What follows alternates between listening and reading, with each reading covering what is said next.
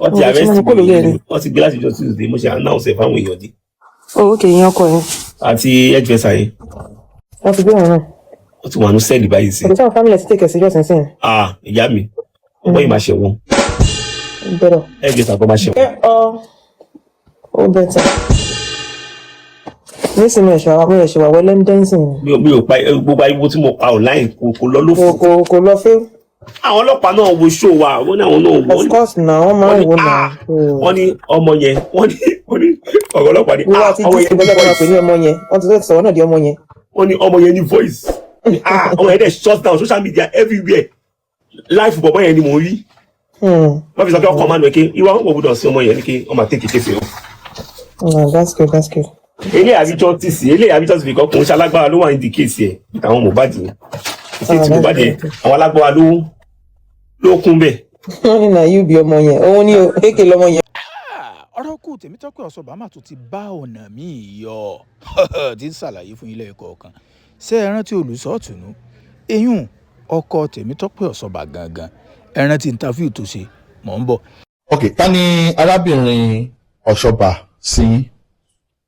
Wọ́n jẹ́ fiancé sí mi bí àfẹ́sọ́nà láti jẹ́ síra wa.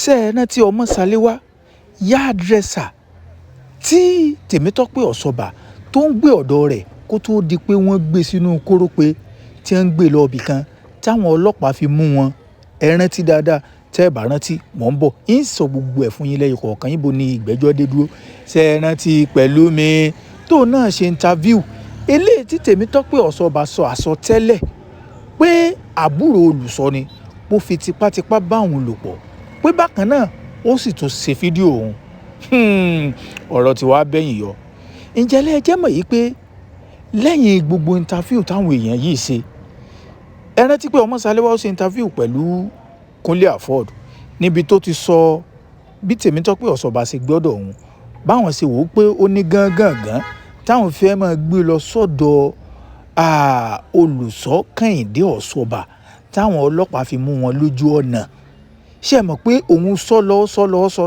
tiẹ̀ àwọn ọlọ́pàá ti mú yáàdírẹ́sà ṣé ẹ rántí Olùṣọ́ Ìtùnú eyín ọkọ tó jẹ́ ọkọ Tèmítọ́pẹ́ Ọ̀ṣọ́bà gangan ṣé ẹ rántí interview tóun ṣe ṣé ẹ mọ̀ pé àwọn ènìyàn sọ pé torí owó ló fi fẹ́ Tèmítọ́pẹ́ Ọ̀ṣọ́bà torí owó tí wọ́n dá fún jò ní èyí ò nígbà tó fẹ́ ṣe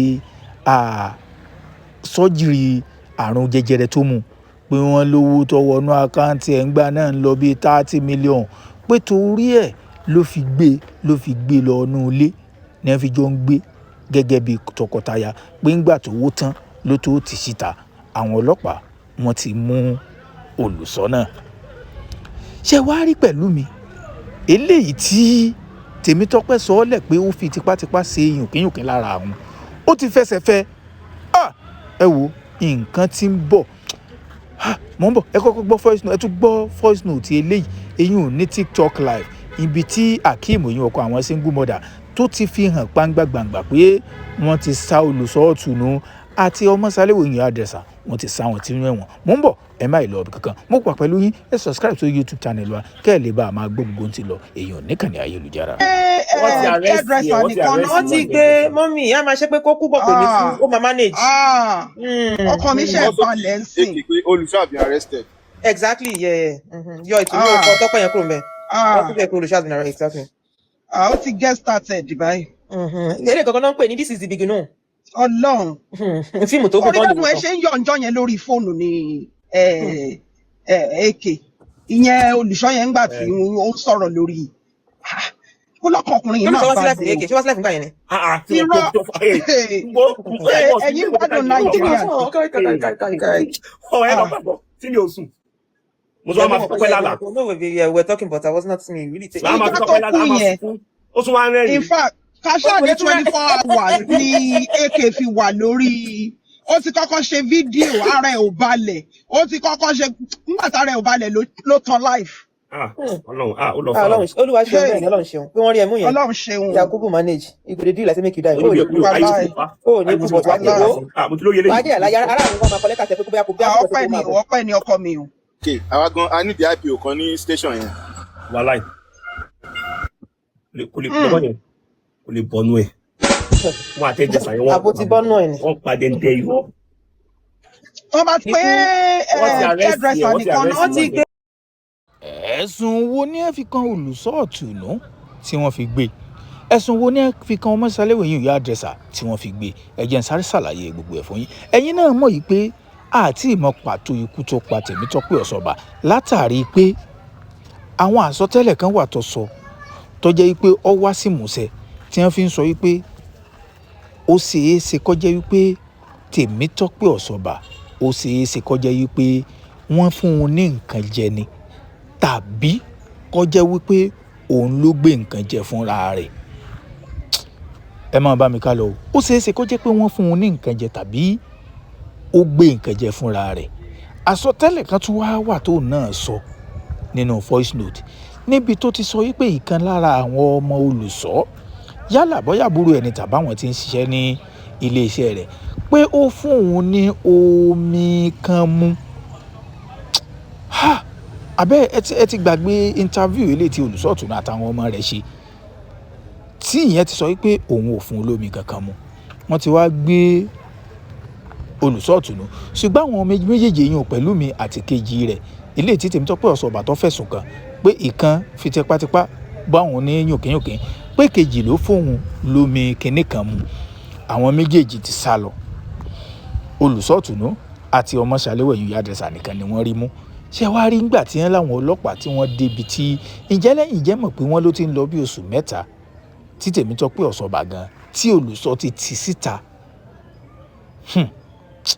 tí túmọ̀ sí pé ṣe rí kéèsì yìí ẹ subscribe sórí YouTube channel wa ṣe rí àwọn àṣírí kan wà ń bẹ tó pamọ́ tí yóò wá ṣẹ̀ṣẹ̀ mọ́ hàn káàkiri báyìí látàrí pé tí wọ́n bá ti tẹ ọmọ Sàléwò nù èyí hairdresser tí wọ́n bá tẹ̀ ẹ́ nù dáadáa ó ṣe é ṣe kó náà kó pàdé ọ̀rẹ́ dà tó bá jẹ́ wípé ó ní nǹkan kan sí níbi ikú Tèmítọ́pẹ́ òní ọ̀wà jẹ́ ká mọ ohun tí ń ṣẹlẹ̀ láàrin Tèmítọ́pẹ́ Ọ̀ṣọ́bà àti Olùsọ̀tùnú èèyàn ọkọ rẹ̀ látàrí pé òun náà sọ wípé òun súnmọ́ wọn pẹ́kípẹ́kí òun sì máa ń lọ sínú chọ́ọ̀chì láti lọ bẹ Tèmítọ́pẹ́ wò yóò mọ ohun tó ṣẹlẹ̀ dáadáa yóò sì mọ ọ̀pọ̀lọpọ̀ àwọn nǹkan tó wà láàrin Tèmítọ́pẹ́ àti Olùsọ̀tùnú